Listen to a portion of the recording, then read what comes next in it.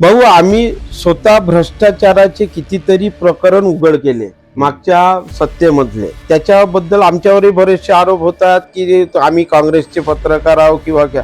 आम्ही सत्यता मांडतो वारंवार. तुमच्याबद्दल भ्रष्टाचाराच्या विषयावर समजा काही हे राहिलं किंवा तुमच्या खासदार आमदार निवडून आले त्यावेळेस आम्ही टीका केल्या आणि करतो.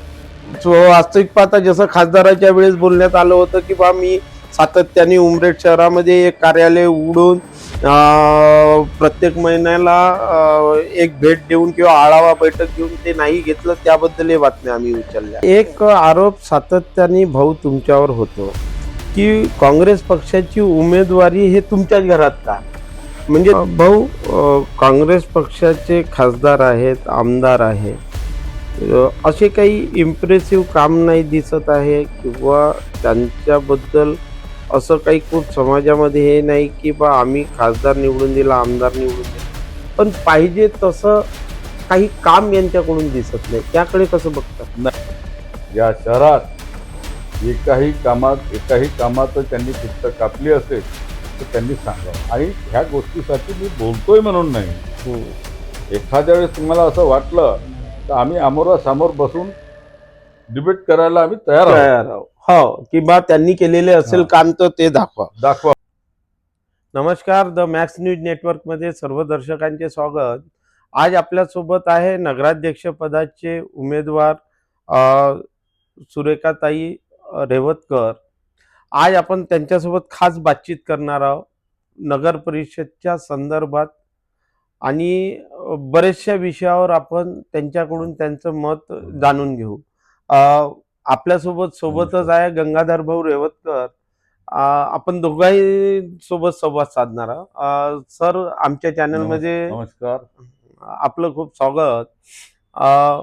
निवडणुकीच्या संदर्भात सगळ्यात पहिला प्रश्न, वहिनी, जर आपण निवडून आल्यास म्हणजे जनतेने आपल्यावर विश्वास दाखवल्यास आपल्या डोक्यात काय विजन आहे की काय कामं आपण करणार आहात उमरेड शहरासाठी? उमरेड शहरासाठी जो शिक्षणाचा दर्जा खालावलेला आहे हो. तो आपण व्यवस्थित करू. अच्छा. पाणी पुरवठा बरोबर होत नाही, शुद्ध पाणी येत नाही, ते हम्म. पण शुद्ध पाणी द्यायचं आपलं असं विजन आहे. आणि आपल्या उमरेड शहरामध्ये गावाला लागून बहिणाबाई चौधरी वगैरे हे जे दुसऱ्या गावामध्ये जातात त्या एरियाची सीमावाढ करायची आणि त्यांच्या ज्या मूलभूत गरजा आहे, पाणी, रस्ते, वीज, त्या आम्ही पूर्ण करण्याचं विजन करतो आहे. ताई, आपल्याला मागच्या वेळेसही उमेदवारी मिळाली होती, आपण पराभव झाला होता. त्याच्यानंतर आपण सातत्याने या 7-8 वर्षही पक्षाच्या कामात होतेच. आणि आपण आता सांगितले की हे कामं आपण करणार आहोत. शिक्षणासंदर्भात आपण विषय मांडला. शिक्षणाचा स्तर खरंच इतका खालावलेला आहे की गत 10 वर्षात शिक्षणाबद्दल जर विचार केला, ज्या शाळा आहेत, निधी सरकारचा खूप येतो पण त्याच्यावर पाहिजे तसा खर्च होत नाही किंवा तो शिक्षणाचा स्तर वाढताना नाही दिसत. त्या अगेन्स्ट प्रायव्हेट शाळा, भाऊ त्याच्यावर तुम्ही उत्तर देऊ शकाल की प्रायव्हेट शाळा ज्या आहेत, ज्या राजकीय काही लोकांच्या प्रायव्हेट शाळा आहे की ज्यांना लोकांनी विश्वास दाखवला उमरेड शहरात, मागच्या वेळेस नगराध्यक्ष बनवले, त्यांच्या शाळा खूप मोठ्या फलफुलल्या, पण नगर परिषदच्या शाळांचा स्तर आजही तसाच आहे. त्यासाठी विशेष आपल्या डोक्यात काही अशा विजन असेल की येणाऱ्या काळात त्या शाळा खूप मोठ्या दिसतील नगर परिषदच्या? ज्यावेळेस 2007 ते 17 पर्यंत काँग्रेस पक्षाची सत्ता होती, हो, त्यावेळेस आम्ही सगळ्याच शाळांचा दर्जा उंचावण्याचं काम केलं. अड्याळवाले लेआउट मधली जी शाळा आहे तिला आम्ही डिजिटल केलं, सगळ्याच शाळा आम्ही डिजिटल करण्याचा प्रयत्न केला. हो. शोकांतिका अशी आहे की जेव्हा जेव्हा या शाळेमध्ये नगराध्यक्ष या कोणत्यातरी शिक्षण संस्थेच्या प्रमुख पदाधिकारी असतात, त्यावेळेस नगरपालिकेच्या शाळेकडे लक्ष जात नाही. त्याच्या पाठीमागचं कारण त्यांना त्यांच्या शाळा टिकवायच्या असतात आणि आपल्या शाळा टिकवण्यासाठी नगरपालिकेच्या शाळांकडे दुर्लक्ष होतं. एकदा दुर्लक्ष झालं की लोक नगरपालिकेच्या शाळेत आपल्या मुलांना टाकत नाही आणि पटसंख्या घटली आणि प्रायव्हेट शाळेची पटसंख्या वाढावी असाच त्यांचा एक प्रकारचा अजेंडा असतं आणि त्याच्यामुळे ह्या सगळ्या गोष्टी करतात. आम्ही काही संस्था चालक नाही. हम्म.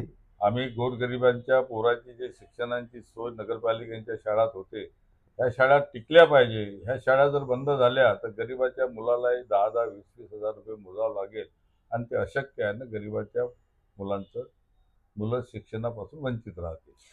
भाऊ, 10 वर्ष तुमची सत्ता असताना त्या शाळांमधलं काही डेव्हलपमेंट तुम्ही केलं होतं असं काही काम? अड्याळवाले लेआउट मधली जी शाळा आहे, आला वाघमारी शाळा, हो. ते आपण बघू शकता. आज शहरामध्ये एक नंबरची शाळा आहे. हो. तिची सुरुवात आम्ही केली, तिचं हम्म. स्टँडर्ड आम्ही वाढवलं. हम्म. इतवारी शाळेमध्ये आपण चित्र बघितलं असेल तर हागणदारी मुक्त गाव आम्ही त्यासाठीच केलं की शाळेतील त्या परिसरात Premises. लोक प्रिमायसेस मध्ये संडासला जायचं. हम्म. आम्ही सक्तीने बंद केलं आणि तिथलं ग्राउंड डेव्हलप केलं, शाळेचा दर्जा उंचावला आणि शहरातल्या अन्य ज्या शाळा आहेत, दुर्गापूरची शाळा आहे, तिचा दर्जा उंचवण्याचा प्रयत्न केला.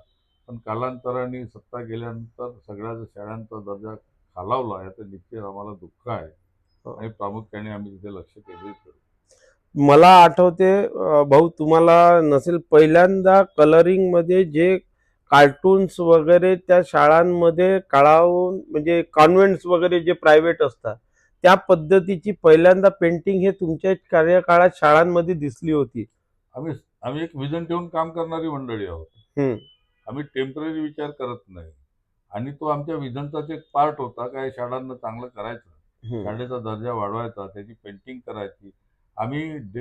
विद्यार्थी खाली बसायचे सतरंजावरती. हो. आम्ही सुरुवात केली की लोक विद्यार्थ्यांना खाली डेस्कची व्यवस्था आम्ही डेस्क. केली. हम्म. विजन पाहिजे तुमच्याकडे हे सगळं करत असताना. भाऊ, तुम्हाला काय वाटते की मागच्या वेळेस जनतेने काँग्रेस पक्षाला नाकारलं होतं, एक हाती सत्ता भारतीय जनता पार्टीच्या हातात दिली, 19 नगरसेवक, एक नगराध्यक्ष दिला, त्यांच्या कार्यकाळात काय काम झाले किंवा नाही झाले आणि तुमच्या 10 वर्षाच्या कार्यकाळात काय झालं होतं हे थोडंसं सांगाल?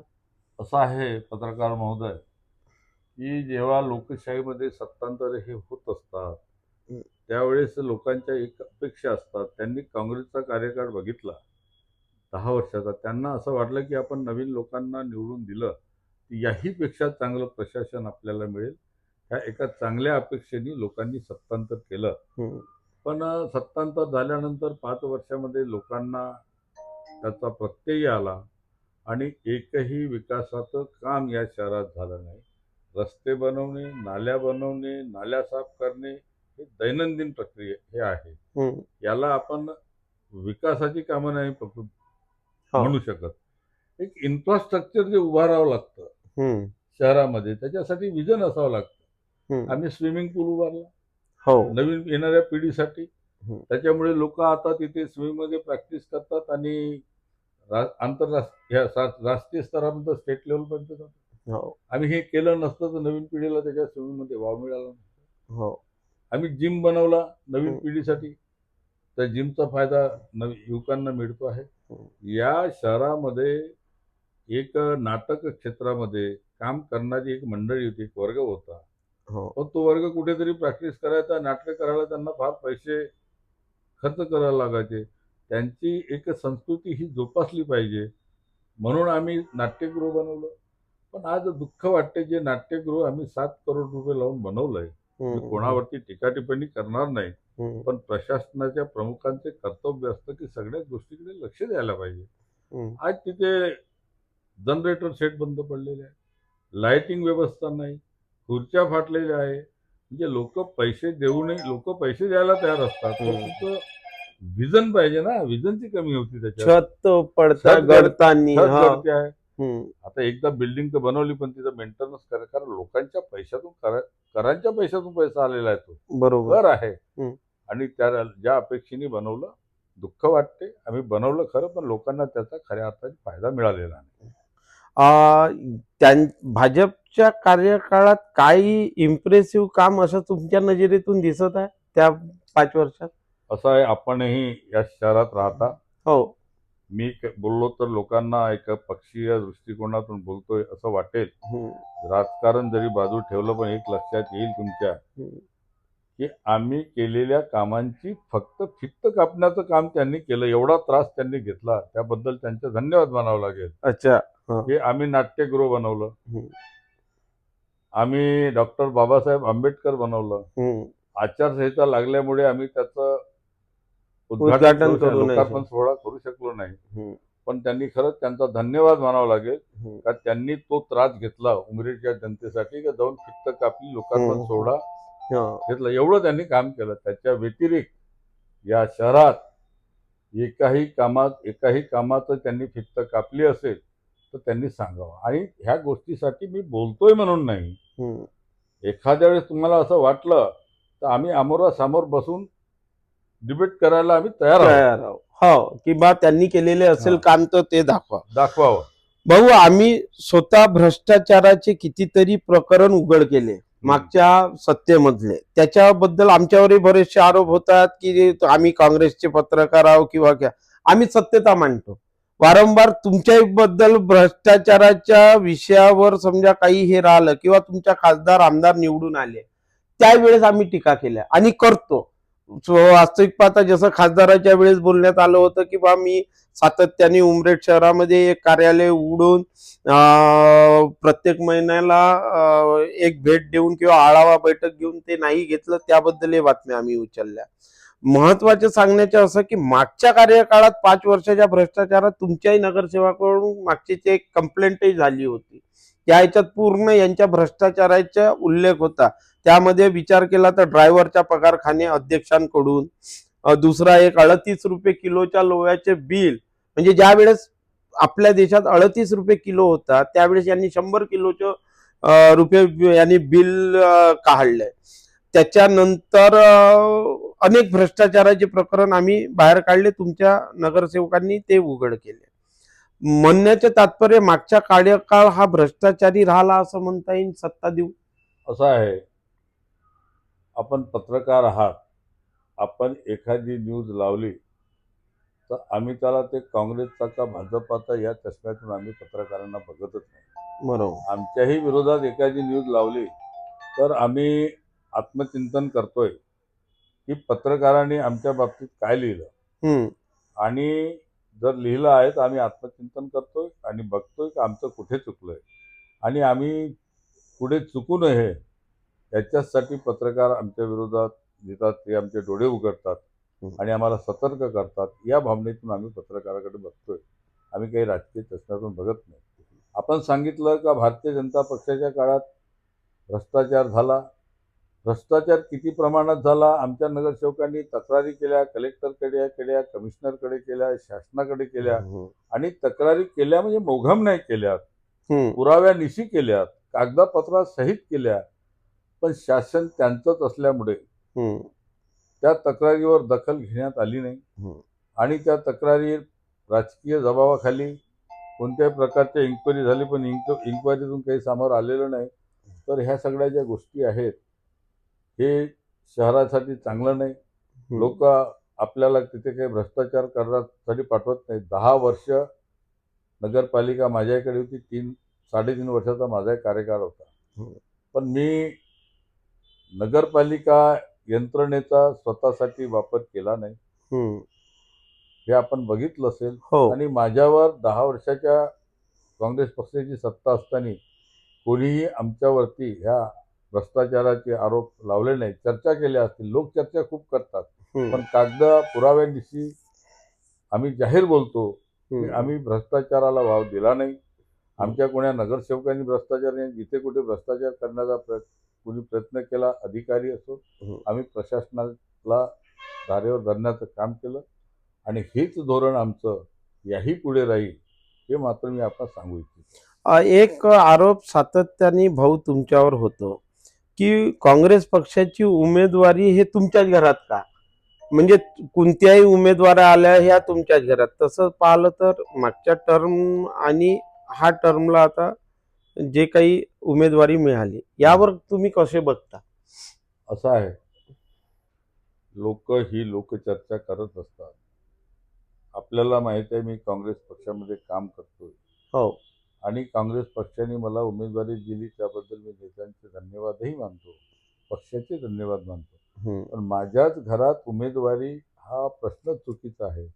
मी फक्त यावेळेस तिकीट मागितली. नेत्यांनी सर्वे केला. उमेदवारी देताना सर्वच गोष्टी तपासून बघाव्या लागतात पार्टीला. दुसऱ्यांचा इलेक्टिव्ह मेरिट नाही असं मी म्हणत नाही. त्यांचाही मेरिट माझ्या बरोबरीचाच आहे. 19-20चा फरक असतो, दुसरं काही नसते. पण कसं आहे, आरोप करणारे लोक यांच्याच घरात जे म्हणतात त्या चुकीच्या गोष्टी आहेत. आपल्याला सांगू इच्छितो की मी काँग्रेस पक्षातच काम करतोय. अनेक निवडणुका लढवतोय पाठीमागे राहून, आणि माझा पक्षात काम करण्याचा अनुभव, माझी पक्षाप्रती असलेली निष्ठा, ह्या सगळ्या गोष्टी पक्षाने तपासल्या असतील. आणि माझ्यावर लावलेला आरोपच मुळात चुकीचा आहे. मी फक्त 3.5 वर्षात नगराध्यक्ष राहिलो. त्याच्यानंतर अनेक नगराध्यक्ष ह्या काँग्रेस पक्षाने बनवले. म्हणजे 10 वर्षाच्या कार्यकाळात म्हणतायत का भाऊ तुम्ही? 10 म्हणजे वर्षाच्या कार्यकाळात आम्ही अलकाताई भिवापूरकर अध्यक्ष बनले अगोदर. त्याच्यानंतर मी अध्यक्ष बनलो. त्याच्यानंतर संजय कटारे अध्यक्ष बनले. त्याच्यानंतर पवनीकर ही शीला माने अध्यक्ष बनली. त्याच्यानंतर कुंदा पवनीकर अध्यक्ष बनली. त्याच्यानंतर माझ्या घरी अध्यक्षाची तिकीट परत मिळाली मला. अच्छा, म्हणजे हा आरोप चुकीचा आहे असं म्हणायला हरकत नाही. चुकीचं आहे. म्हणजे राजकीय विरोधक जे आहेत, राजकीय भावनेतून हे करतात. माझ्यावर तोच आरोप लागतो. अजून कोणता आरोप लावला का कोणी? भ्रष्टाचाराचा आरोप लावला का? मी 10 वर्ष सत्तेत असताना माझ्यावर तो भ्रष्टाचाराचा आरोप लागायला पाहिजे, जे आज भारतीय जनता पक्षाच्या लोकांवर लागतात. ते तर माझ्यावर नाही लागलेत ना. आरोप असू शकतो का? प्रत्येक लोक असे आहे. गिरीश महाजन मंत्री आहे, त्यांच्या पत्नीला तिकीट मिळाली. भारतीय जनता पक्षाचं चरित्र पाहून का बऱ्याचशा नेत्यांच्या पत्नीला तिकीट मिळाले आहेत. आम्ही आरोप लावायचे का? नाही. बरोबर. इथे जे कोणी भाजपाचे नेते आहेत, त्यांच्या मुलांना तिकीट मिळाले आहे. आम्ही आरोप नाही लावत. तो त्यांच्या पक्षाचा अंतर्गत विषय आहे. आता जे कोणी भाजपाचे अन्य नेते, ते आपल्या पत्नीसाठी, अन्य कुटुंबियासाठी जिल्हा परिषदेमध्ये तिकिटा मागतात. शेवटी राजकीय प्रक्रियेमध्ये आपण भाग घेतोय. आपण सक्रिय असतो, आपण लोकांचा संपर्क असतो, आपण लोकांची कामं करतोय. तर त्याच्यामुळे पक्ष विचार करते, आणि मला नसती दिली तरी मी पक्षासोबत आहोत. बरोबर. भाऊ, एक या निवडणुकीमध्ये भाजपकडून, खास करून भाजपच्या जाती पाती धर्म पंथावर राजकीय हे आपण नेहमी बघत असतो. आताही कुठेतरी निवडणुका सुरू झाल्यानंतर जातीपातीचं राजकारण खूप हे फोफावताना उमरेड शहरात दिसत आहे. कसं बघता तुम्ही याकडे? असं आहे की भारतीय जनता पक्ष हा जातीपाती धर्माचंच राजकारण करतो. त्यांच्या पक्षाचा तोच मुख्य अजेंडा आहे. काँग्रेस पक्ष हा धर्मनिरपेक्ष पक्ष, त्या विचारावर चालणारा पक्ष आहे. आम्ही जातीपातीचं राजकारण करत नाही. आम्ही धर्माचंही राजकारण करत नाही. आम्ही विकासाचं राजकारण करतो. आजही आपण बघितलं असेल, संपूर्ण शहरामध्ये प्रचार करत असताना आम्ही फक्त विकासाच्या मुद्द्यावर बोलतो. बरोबर. विकासाचा अजेंडा घेऊन आम्ही जातो. भाजपाचं विकासाचा मुद्दा फक्त सांगतात, विकासाचा विकास सांगतात, पण त्यांचं सगळं जातीपाती धर्मामध्ये जातीमध्ये फूट पाडणे, मतं मागणे, आणि कधी तर जाऊ द्या, मी नावं घेत नाही जातींची, ही काही योग्य नाही. समाज व्यवस्थेसाठी योग्य नाही जातीत भांडणं लावायचे. आणि कोणीही माणूस कोण्या एकट्या जातीनं निवडून येत नाही.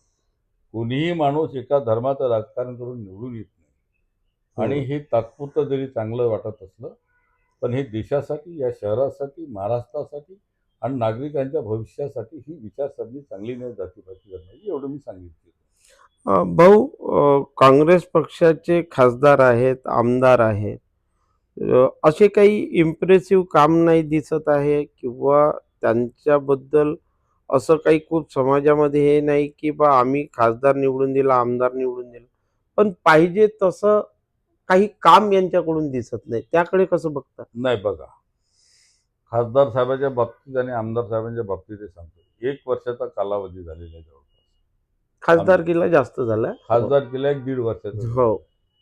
आमचे खासदार आणि आमदार हे विरोधी पक्षात आहे. हो. त्यानंतरही आपण उमरेडात बघितलेलं असेल, खासदार साहेबांनी संत जगनाडे समाज चौकासाठी सुंदरीकरणासाठी 30 लाख रुपये दिले.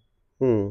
त्यानंतर विशाल देशमुखच्या वार्डामध्ये एका समाज भवनासाठी 15 लाख दिले.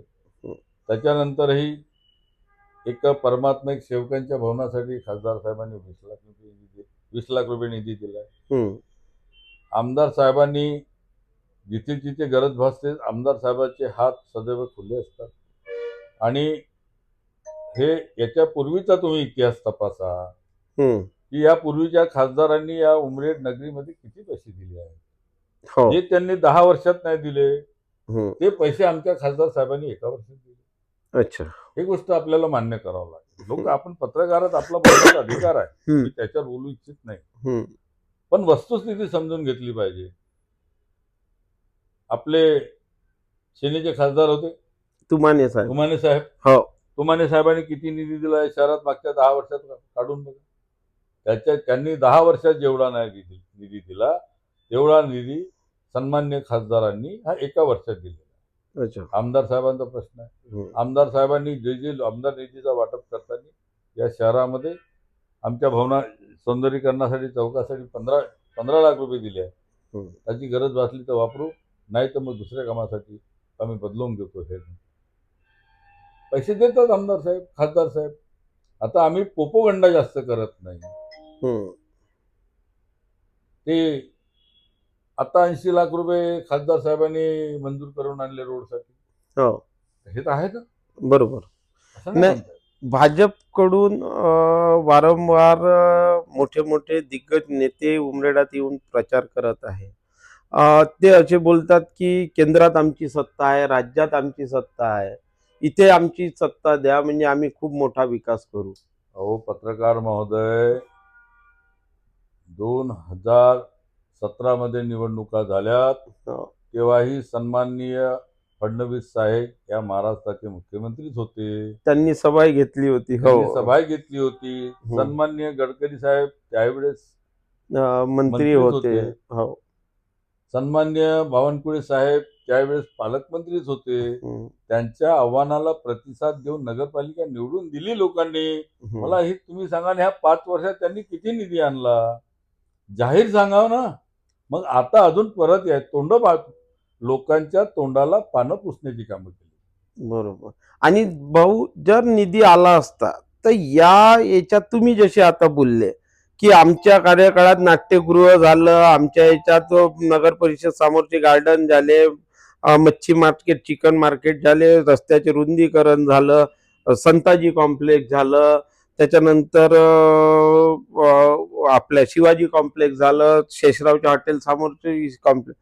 यांच्या याच्यात असं इम्प्रेसिव्ह एकही रोल मॉडेल दिसत नाही. जेव्हा सत्ता केंद्रात होती, राज्यात होती, अशी एकही असं उमरेड शहरासाठी रोड, नाली, रस्ते हे तर कोणीही निवडून येतील तरी ते बनवणे हे एक रेग्युलर काम झाले. मोठे इम्प्रेसिव्ह काम. बघा पत्रकार, आम्ही कामं केली, हा काय आम्ही कोणावर उपकार केला नाही. हो. लोकांनी आम्हाला कामं करण्यासाठी निवडून दिलं होतं. बरोबर. आम्ही आपली जबाबदारी, आपलं कर्तव्य पार पाडलं. आम्ही केलेले कामं सांगतोय, तुम्हाला माहिती असायला पाहिजे, आपल्या चॅनलच्या माध्यमातून लोकांपर्यंत पोहोचलीच पाहिजे. आम्ही नाट्यगृह बांधलं. हो. आम्ही डॉक्टर बाबासाहेब आंबेडकर स्मारक भवन, डॉक्टर आंबेडकर भवन बांधलं. आम्ही स्विमिंग पूलचा उल्लेख. सन्मान्य खासदार, तत्कालीन खासदार मुकुलजी वासनिक साहेब यांनी 50 लाख रुपये दिले, जिम बांधलं. त्याच्यानंतर रस्त्याचं रुंदीकरण केलं.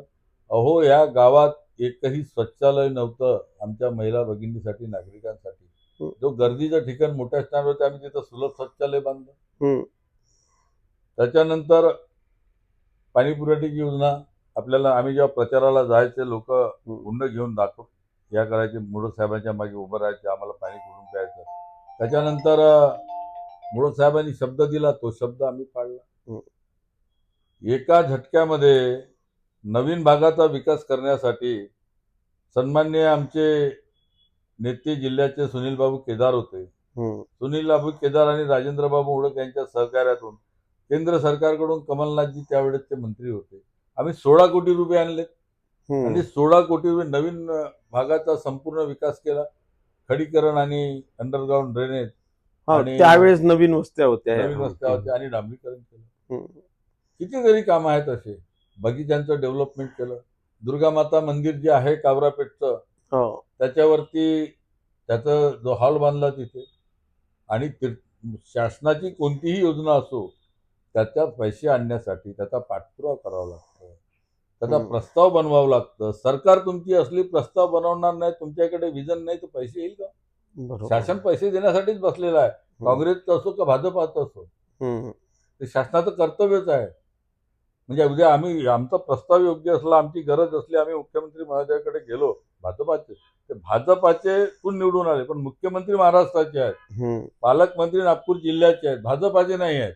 बरोबर. गडकरी साहेब मंत्री आहेत केंद्रात, आम्हाला आदर आहे त्याच्याविषयी, पण ते सरकारचे मंत्री आहे. हे जे सांगतात आमचे तुमचे नाही, भारतीय जनता पक्षाला पैसे देणार का? ते नाही, त्या जनतेला पैसे देणार, जनतेसाठीच द्यायला. मग आम्ही पैसे कोणासाठी मागतो? काँग्रेससाठी मागतो आहोत? नाही, आम्ही जनतेसाठी मागतो आहोत ना. आणि नाही देतील तर लोकांमध्ये जाऊ. हो, त्यांनाही राजकारणात राहायचं आहे, त्यांनाही निवडणुका लढवायच्या आहे, आम्हालाही राजकारणात राहायचं आहे, आम्हालाही निवडणुकाच्या लढवायच्या आहे. आम्ही जी योग्य मागणी असेल, लोकांची गरज आहे, पैसा द्यावा लागेल. आणि कोणी पैसा देते तर लोकांचाच पैसा आहे. बरोबर. ते कोणतीही सरकार असो, निधी मिळणार. आम्ही त्यांना विनम्रतेने बोलू की सर आपल्याला पैसे दिले पाहिजे. मुख्यमंत्री ते महाराष्ट्राचे आहेत, बरोबर, पण भारतीय जनता पक्षाचे मुख्यमंत्री नाही आहेत. म्हणून अधिकार जेवढा भाजपावाल्यांचा आहे तेवढा आमचा आहे. भाऊ, एक शेवटचा प्रश्न, की भारतीय जनता पार्टीच्या नेत्यांकडून तुमच्यावर वैयक्तिक टीका टिप्पणी त्यांच्या सभेतून खूप दिसत आहे. तुम्ही कसं बघाल त्याच्यात? असं आहे की तुम्ही माझी प्रचार सभेची भाषणं ऐकली असतील. मी पक्षाच्या ध्येय धोरणावरती बोलतो आणि उमरेडच्या विकासावरती बोलतो. मी व्यक्तिगत टीका टिप्पणी कोणावरही करत नाही. जेव्हा माणूस हताश होतो तेव्हा ते व्यक्तिगत टिप्पणीवर उतरतात. मी हताश झालेलो नाही, मी उमेद घेऊन उभा आहो, त्याच्यामुळे मी विकासावर बोलतोय. व्यक्तिगत टिप्पणी सांगावर का मी भ्रष्टाचार केला माझ्या जीवनात? मी नगरपालिकेतून पैसे खाल्ले नाही. मी सेवेसाठी जातो, आणि हे पद मला माझी शोभा वाढवण्यासाठी नाही पाहिजे. पुन्हा एक त्यांच्याकडून आरोप होतो भाऊ सातत्याने, की वयाचं यंग त्यांनी थोडासा विचार करायला पाहिजे, असं आम्हाला जेव्हा वयाचे वगैरे म्हणजे पातळी सोडून टीका करतात, म्हणून आम्ही हा विषय स्वतः मोदी साहेब विचार केला तर 75 ओलांडली आहे. ते देशाचे प्रधानमंत्री राहू शकतात, आणि तुम्ही 65 मध्ये किंवा 65 काय वय असेल तुमचं? माझं 65 वर्ष पूर्ण झालेली आहे. आणि तुम्ही नगराध्यक्ष म्हणून इथं नाही राहू शकत, म्हणजे हाही एक त्यांच्याकडून अपप्रचार करण्यात येते. असं आहे, माणसामध्ये समाजकारणात काम करत असताना वय आडवं येत नाही. त्याच्याकडे विजन पाहिजे, त्याच्यात जिद्द पाहिजे, त्याच्यात चिकाटी पाहिजे, आणि समाजाप्रती त्याची बांधिलकी पाहिजे. ती बांधिलकी माझ्यात आहे की नाही हे सर्वात पत्रकारांनी तपासली पाहिजे. तुम्ही यंग आहात पण तुमच्याकडे विजन नाही, तुमची समाजाप्रती बांधिलकी नाही, बनल्यानंतर एका लोकांमध्ये जायचं नाही, लोकांमध्ये मिसळायचं नाही, कामाची बांधिलकी नाही, तर तुमची यंग राहून कोणता उपयोग आहे? आणि का हो, मला जर म्हणतात बावनकुळे साहेबांचं वय माझं वर्ष 2 वर्षाचा फरक असेल, घरी बसलेत का ते? नाही, आदर आहे त्यांच्याशी, व्यक्तिगत नाही बोला. वयाचा प्रश्न केला म्हणून सांगतोय तुम्हाला. पण मोदी साहेब 75 क्रॉस केली, घरी बसलेत का ते? किती लोक आहे भारतीय जनता पक्षामध्ये 65च्या वरती काम करणारी मंडळी?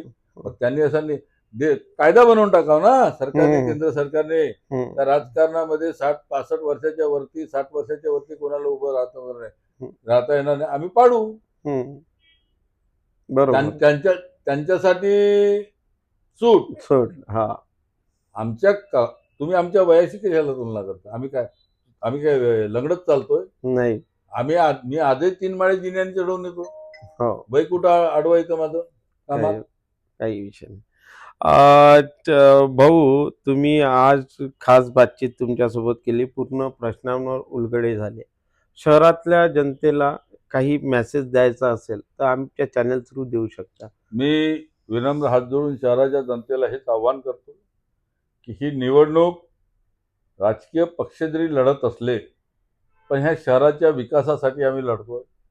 दोन्ही पक्षाला सरकारने ह्या जनतेने मागच्या काळात बघितलेला आहे, हो. त्याचा जनतेने विचार करावा आणि जनतेच्या हिताची कामं करण्याची क्षमता कोणात आहे. आज आमच्याकडे खासदार आहेत, आमदार आहेत.